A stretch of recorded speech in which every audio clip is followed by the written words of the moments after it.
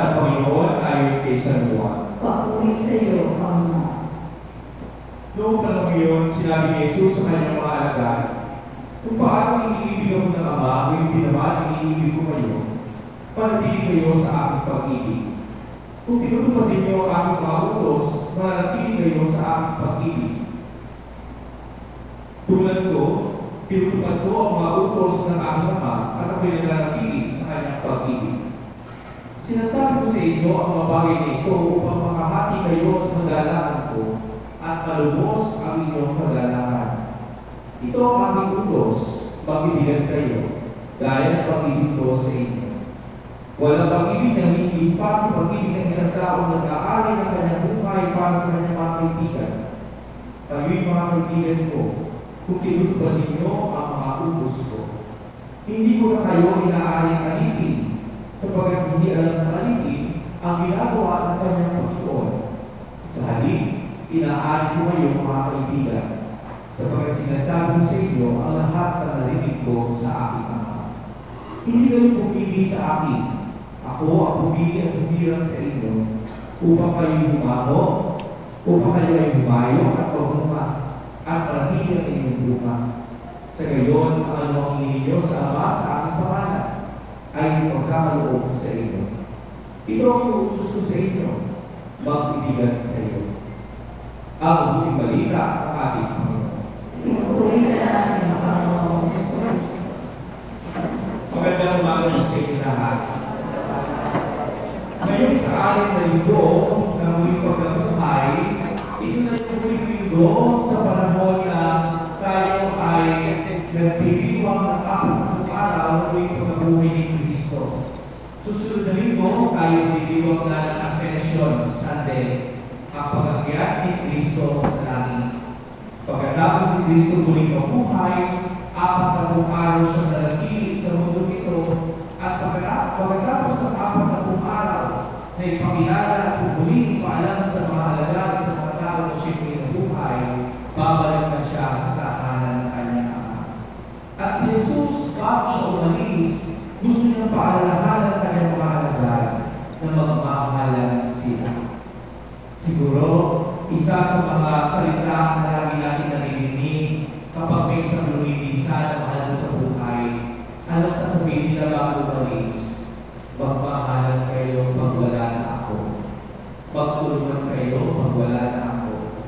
Magpakita kayo ng inyong pagkakaisa at pagbibigay pag wala na ako. Lagi may habilin. Kapag ang isang tao ay nilisa na, gusto niya maayos ang kanyang iiwan. Nag-aabilin na siya. Para sa gayon, umalis man siya at hindi na makasama, alam niyang tama at mabuti yung kanyang iiwan. Kaya mga si Jesus, yun din yung kanyang ginawa.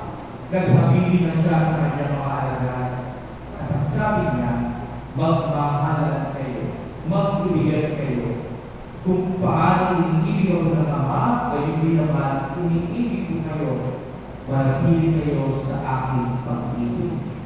Kaya yung pag-ibig ay nagbibigay sa atin ng mas malalim na katulugan kapag ito ay binibigay ng Panginoon sa atin bilang kanyang mga salita.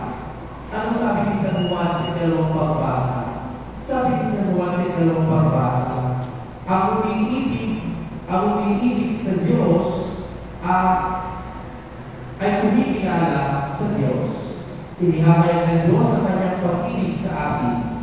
Kung subuhin niya ang kanyang bukod na anak upang magkaroon tayo ng buhay na walang hanggan. Diyos ay pag-ibig. Kaya ang pag-iisip natin, tayo bilang mga Kristiyano, kinikilala tayo bilang anak ng Diyos kapag tayo ay nagmamahal. Kapag nakakaramdam mo ang pag-ibig mo sa iyong kapwa, nakakaramdam ka ng pagmamahal sa iyong sarili, kinikilala mo ang Diyos bilang pag-ibig. Kaya ang sinasabi, ang identity daw natin bilang mga Kristiyano, kapag marunong ka magmahal, anak ka ng Diyos. Yan yung ating katandaan. Kapag nagmamahal ka, anak ka ng Diyos. Dahil yan lamang ang tanging ipinakita at pinadala sa atin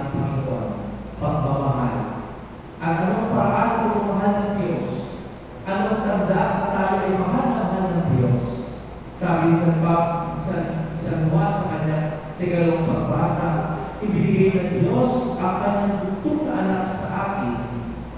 Ibinigay na si Jesus sa atin. Maaaring sabihin natin, si Jesus ay Diyos. Pero dahil sa pag-ibig ng Diyos sa atin, ibinigay pa niya yung kanyang bugtong na anak para magkatawang tao pa. Diyos na siya, nag-e-exist na si Jesus. Pero kinakailangan niya maging tao pa para naman maibaba ang Diyos sa atin. Magkaroon ng mukha ang Diyos sa atin. Imagine kung hindi po naging tao si Jesus, wala tayong alam kung anong mukha ng Diyos. Hindi natin alam kung anong itsura ng Panginoon. Pero dahil si Jesus ay nagkatawang tao, nakita natin anong itsura ng Diyos. At dahil nakita na natin anong itsura ng Diyos, at naging tao si Jesus, naramdaman natin paano umibig ang Diyos. Kaya malinaw na malinaw sa atin na ang pag-ibig ng Diyos ay nakikita at nararamdaman dahil sa pagkatao ni Jesus. Kaya marami, may dahilan para sabihin sa atin bilang ng Diyos ang dapat mo pagmamahal. Kasi nakita mo ang pagmamahal ng Diyos at nararamdaman mo paano magmahal ang Diyos sa ating buhay.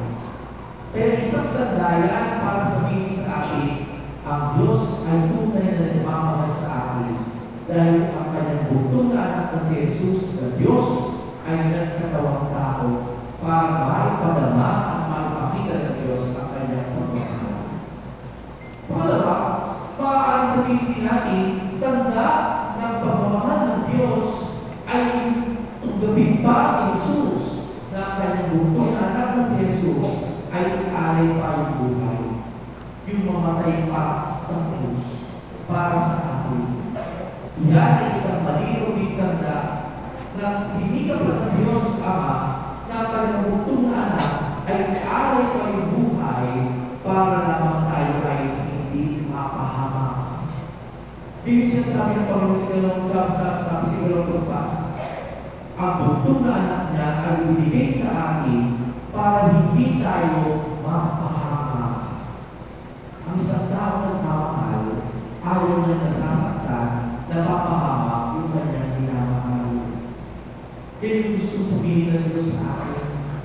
Kaya kung ikaw ay sinabi ng Panginoon sa iyo, ayaw kitang mapahamak, ayaw kitang masaktan, kasi mahal ka ng Diyos. Kaya sino na lang ang mapapahamak? Sino na lang masasaktan? Yung kanyang bugtong na anak na si Jesus na lang. Kaysa ikaw ang mapahamak dahil sa kasalanan, yung anak mo na lang ang mapahamak. Siya na lang ang mamatay para sa iyo. Kaya ganyan yung pagpapakita ng pag-ibig ng Diyos. Kaya niya siya ang magsakripisyo, kaya niya siya ang masaktan at manirapan para sa kanyang minamahal. Kaya niyo gawin niyo. Sasabihin sa inyong minamahal, kaya kong masaktan para sa iyo. Kaya kong mamatay para sa iyo. Siguro, kung mamatay ang pag-uusapan niya yung hindi natin kaya ko. Minsan sabihin natin, huwag na mauna. Huwag na mauna. Pero pag pagmamahal na sinasabi natin sa atin, kahit na hindi masaktan, kahit na madaming hirap, gagawin mo para sa inyong minamahal. At alam ko po, may mga magulang na dito ngayon, naghagawa mo yan para sa inyong anak. Kaya nyo magsumikap, maghirapan, magsakripisyo, para maipakita nyo lamang inyong pag-ibig sa inyong mga anak. Ganyan ang tunay na pagmamahal at kondisyonan, katulad ng pagmamahal ng Diyos sa atin. Kaya nga yung pag-ibig ni Jesus, ng Panginoon, ng ating Ama, ang kanyang bugtong na si Jesus, yung pamatayan at kondisyonan niya. Hindi ko pwede sabihin o pumunta sa iyo hanggang dito lang. Kasi sa Diyos, lahat ay ibigay para sa kanyang minamahal. Kaya mga kapatid, sana hindi maging paalala sa ating lahat ay hindi ito. Ang Diyos ay pag-ibig at ang pag-ibig ng Diyos ay nagkagawang tao sa pamamagitan ni Kristo para naman tayo ay iligtas sa kasalanan. Ngayon si Kristo ay aakyat sa langit, hindi pa rin pinabayaan ang kanyang mahalaga dahil bababa ang Espiritu Santo Ang Espiritu Santo ay pag-ibig ng Diyos at Ama at Yesu Cristo. Yan ang kanilang bunga. Ang bunga ng pagmamahalan ng Diyos Ama at Yesu Cristo ay ang Espiritu Santo.